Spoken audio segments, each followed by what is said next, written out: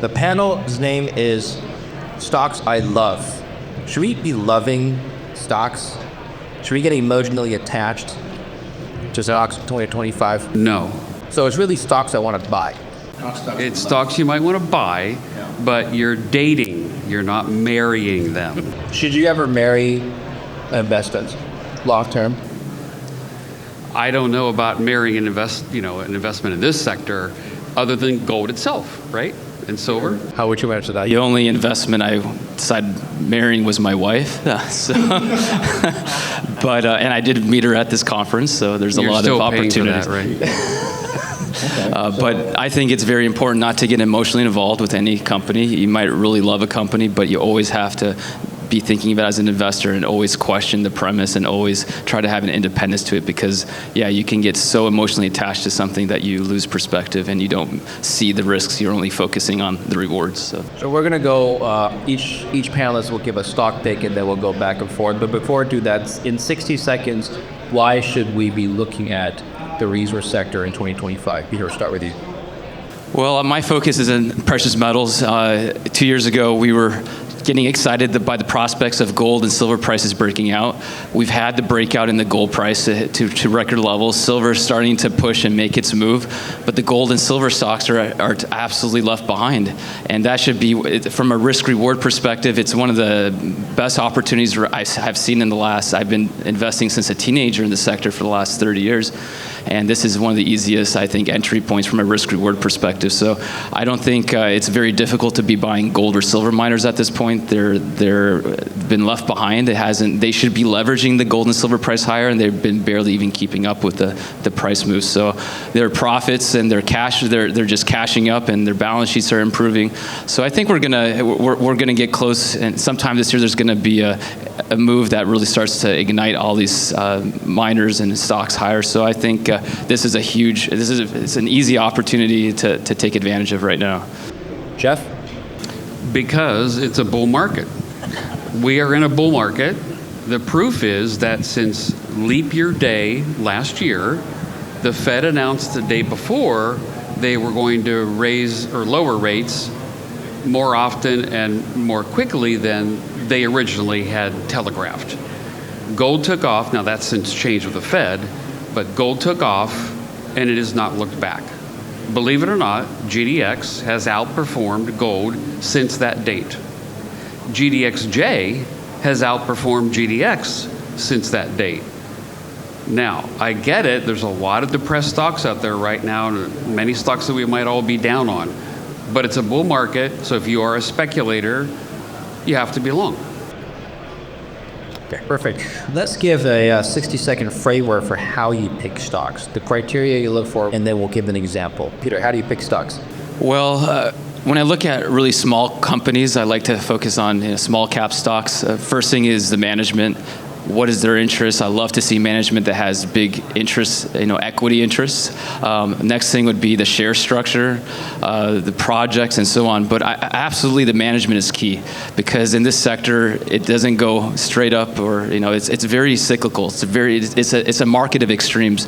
So you need to have the right managers who can get you through the difficult times without diluting you out of your position, and that's a big challenge, especially in the exploration stocks. And then in the miner side, just looking at their projects and the management, and looking at kind of margins they have, because there are some companies that have mines that are break even near $2,000 an ounce, and there's some with break evens at $1,500 or $1,000 an ounce. So it's you have to look at the individual projects as well. So there's a lot of different factors, but number one is management. Do you have anything to add? Yeah, number one is obviously going to be management. Here's a couple things you can do. Every manager out there of a project is going to have a good resume. Everybody can have a good resume. What I'm looking for is specifically two things. One that Peter mentioned, I want to know that they've invested in this company, and more than that, I want to know they're at risk. Are they at risk with their investment with this company? That's number one. Number two is I look at their track record and I want to see, and here's what you can do. What did the stock do with the prior company they ran? That's it. That's why we're here. We're not here to see a mine built. I mean, I'm down more with the juniors and developers than that. We're here to make money on our investment. And if they have done that successfully, our odds just went up by doing that. The other thing I'll say real quick is when I hear a good drill result and I don't know where I don't know the company, I'm not familiar with it, the first two things I'm going to ask is, well, who's behind it? And I'm looking at those two things. And where is it? And I am a conservative speculator, so I'm not going to invest in West Africa and things like that, other areas. So I'm looking at companies that have the potential to find, make a big find, run by a high-quality management team that is in a pro-mining jurisdiction. Okay, let's do the stock picks. Peter, let's start with you. Maybe the first one I would mention is one of my largest positions is a company I've been invested in for over 10 years is Idaho Strategic. They are a junior gold producer, and I've loved watching the management slowly build up the company from hundreds of ounces of production a month now to over 1,000 ounces a month. It's not very large production, but they only have 13.6 million shares. They're on the NYC Amex, and they can take a small amount of production with good margins and still produce 15, 16, 17 cents a share earnings per quarter. So it's very well managed. I watched the CEO come into the company from Timberline over a decade ago. He came in, bought all the shares himself. He took, I think, $1 a year salary at first while he built up the company. And he knows how to get through difficult times, find value, and create value. But what's interesting about this, I guess, gold stock is that it also picked up some very strategic critical metals projects in the United States some years ago. And that has been a process of trying to figure out if they can be processed properly, these rare earths and so on in Idaho. And that has been successfully been proven. So they're starting to, this year, starting to drill out their critical metals projects. And with all the issues with critical rare earths and exports coming to the United States and other issues at play, I find that to be kind of a compelling, interesting story. The stock had a really good run the last year and has reset some. So it's a company that I feel comfortable with holding very long term, and I know that they're going to continue to grow methodically and do so properly and not put too much risk on the shareholders. And again, John, just having watched him, actually I met him 25 years ago at one of the first Silver Summit conferences. So yeah, it's again, management has really proven himself this time. Jeff? Okay, so I said in my workshop this morning that I would give picks here of companies that I personally own that I think are going to double. These companies are not here. The other ones from my talk are here. These are not. The first one is, believe it or not, Luca Mining. It's in Mexico, but they have two assets already permitted. Both have just geared up production. Both have drill campaigns currently underway right now to expand it. The CEO, Dan Barnholden, is a new CEO, but he's been in the industry forever. He's been a broker and financing and raising money and that sort of thing, so he knows all the players. I will tell you that there are a number of institutional funds that are buying this stock right now. Based on his game plan and their strategy, if he's successful, this stock is an easy double by this time next year. So you can come up next year's conference and tell me, and we'll see if I'm right. Luca Mining. Okay, so another one on the miner side, there's a couple of them, but first one would be Fortuna. It used to be Fortuna Silver, now it's Fortuna Mining. They acquired Rox Gold some years ago, and they brought in their Seguela mine into production back in, I think it was 2023, and that thing is just kicking off a huge amount of cash flow. The company has really restructured their balance sheet. They call it now the Fortress balance sheet. They started buying back their own shares. They are exploring, and their new acquisition they made last year in Senegal, that's looking good. So they continue to develop and make a lot of money in this market. The stock is depressed. They did a convertible debenture restructuring of some debt over the summer, knocked the stock down. So it's a pretty interesting place to be at. And they continue to have a lot of also not just production success, but a lot of exploration success at their current projects and what hopefully will become future mines as well. So Fortuna Mining, they're called Fortuna Mining now, and they're exhibiting at this conference as well. Next for me would be a position I'm personally overweight, but the stock has not run away yet, and that's Radisson Mining. They have the O'Brien project back in Quebec. They have a new team, or a new CEO, some new team. They are aggressively drilling. They pulled back from the prior team. They're doing 30,000 meters, I believe, this year. aggressively drilling, growing the deposit. They have 950,000 ounce gold resource, one of the highest grade, undeveloped gold projects in all of Quebec, and that's saying something. But with all the drilling, that they're doing, we think that grade and the hits they're getting, I think that grade's going to go higher. The resource is obviously going to get bigger. They're probably going to be bought out. They are surrounded by mills that are underutilized, that need ore feed. Radisson is definitely a takeout target. They probably will be taken out. They can develop it and sell their ore, but they're probably going to be taken out. They may not even be here by this time next year. Who knows? I don't buy it because it's an M&A target. I buy it because of the growth that I see there, but they're definitely an M&A target. The companies I mentioned are acquiring other assets, so they're on the other side. And right now, when you look around the industry, there's a lot of companies struggling. There's a lot of assets that are up for sale, and it's a good opportunity for companies that are cashed up or producing nice cash to pick up some really, literally pennies on the dollar, some of these assets. And what's bizarre is 2 years ago when I was here, some of these assets that are being purchased now, they were selling for multiples of what they're being sold for now. They were being offered for much more than they're being sold for now. And this is with the gold price up $1,000 more an ounce. So despite the price of gold really rising, there's so many cheap assets out there. So for companies that are able to acquire right now is an excellent opportunity. The window hasn't closed yet despite the gold price near record highs. So I find that to be actually bizarre, but also very opportunistic for the right companies. Let's continue with the pinch. So, one company that's exhibiting here too, I've been starting to accumulate is Silvercorp Metals. It's one of the primary silver producers. They're producing 7 or 8 million silver equivalent ounces in China, but they made an acquisition in Ecuador. They're bringing on a gold copper project, and I think next year it'll be in production. It has another high-grade gold prospect there in southern Ecuador.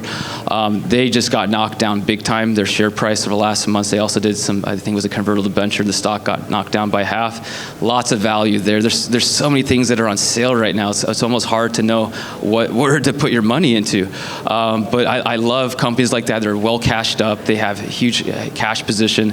And they also have a big investment in New Pacific. I think they own not quite a third, but nearly 30% of New Pacific, and that has had huge silver and gold discoveries in Bolivia.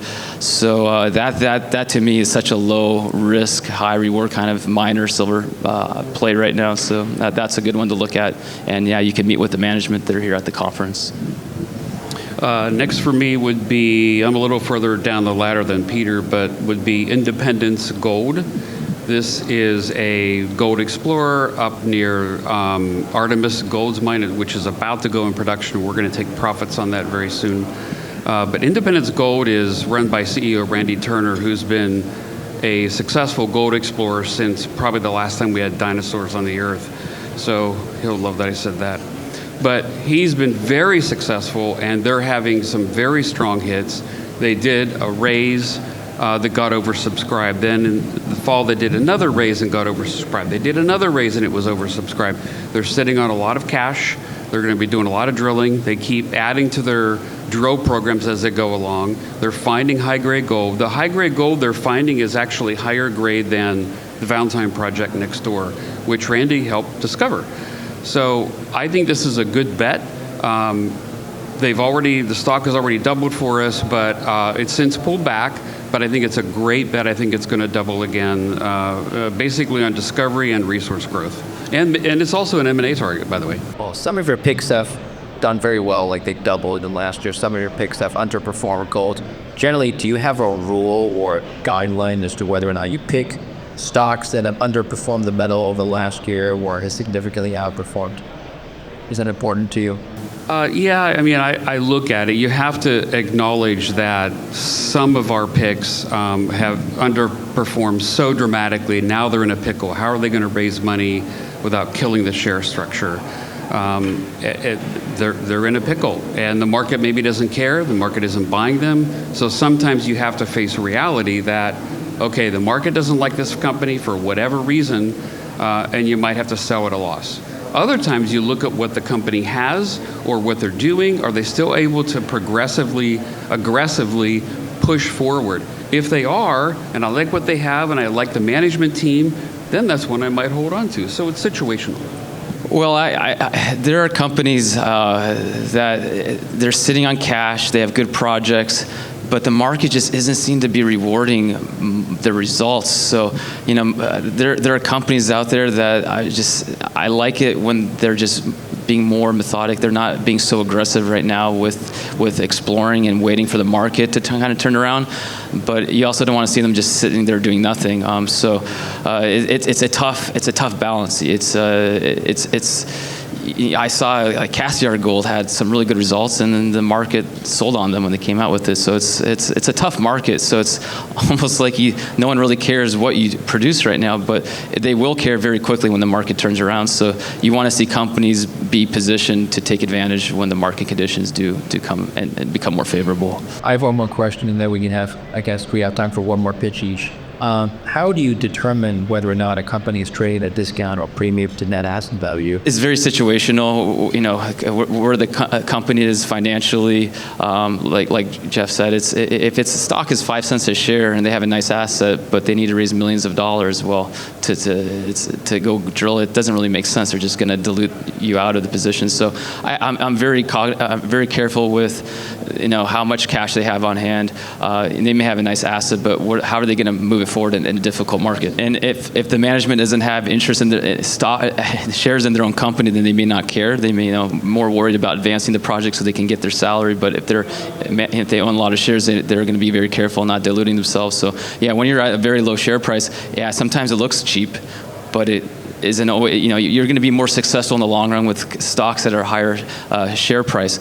But it's also about timing. If you're going to hit the bottom of the market right now, well, maybe you should be loading up on these penny stocks. So it's all about timing and where you are in the cycles and who's managing it. So it's very individual and situational.